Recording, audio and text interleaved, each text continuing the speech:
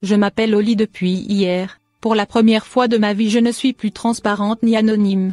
C'est par ces mots que l'association Sauve ton Bourbon et compagnie a introduit l'histoire d'Oli, le 4 janvier dernier, sur sa page Facebook.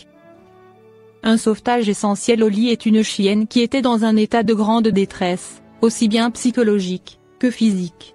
C'est suite à un signalement qu'elle a été repérée. Ne pouvant pas tolérer que la chienne subisse tout cela encore une journée de plus, des membres de l'association ont décidé de lancer le sauvetage. Apeurée, Oli a commencé par refuser de se laisser approcher, avant de finalement céder, face à la gentillesse des personnes sur place. Un voyage vers le bonheur. Une fois la chienne un peu rassurée, elle a été mise dans le coffre de la voiture d'une des bénévoles, direction sa maison et surtout une vie plus douce. Après une bonne nuit de repos pour tout le monde, la chienne a été emmenée chez le vétérinaire qui a pu l'examiner et déterminer qu'elle était âgée d'environ 2 ans. Avait de nombreux parasites et avait probablement été détenue, dès son plus jeune âge, dans un endroit fermé. Pour que son petit corps se remette, qu'elle reprenne du poids et que tout rentre dans l'ordre, Oli aura encore besoin de temps. Mais désormais, elle n'est plus invisible, reçoit de l'amour et compte dans le cœur de nombreuses personnes. Comment bien protéger son chien du froid? Malgré leur fourrure, les chiens souffrent du froid eux aussi.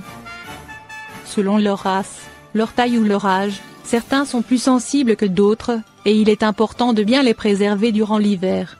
Alimentation, soins, activités, quelques conseils pour protéger son chien du froid.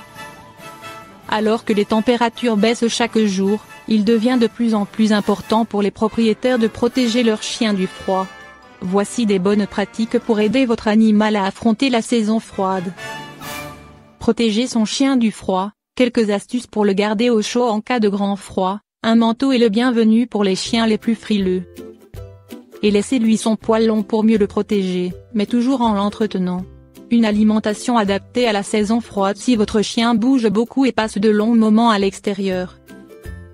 Vous pouvez modifier légèrement son alimentation afin de lui apporter plus de protéines. Après une promenade dans le froid, une savoureuse friandise ne sera certainement pas en trop non plus. Des balades plus courtes. N'hésitez pas à limiter le temps des balades, sans pour autant les supprimer. Jouer avec son chien bien au chaud à la maison, c'est tout à fait possible. Profitez-en pour le stimuler grâce à des jeux d'intelligence par exemple.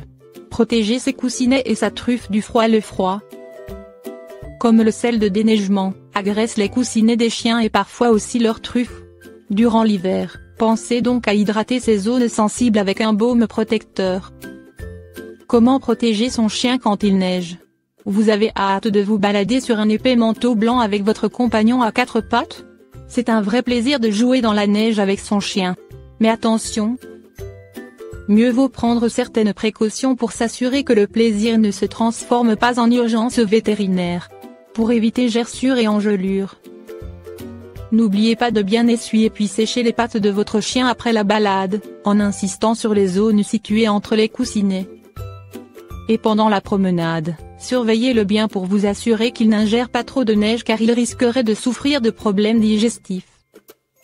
Quels chiens sont les moins résistants au froid?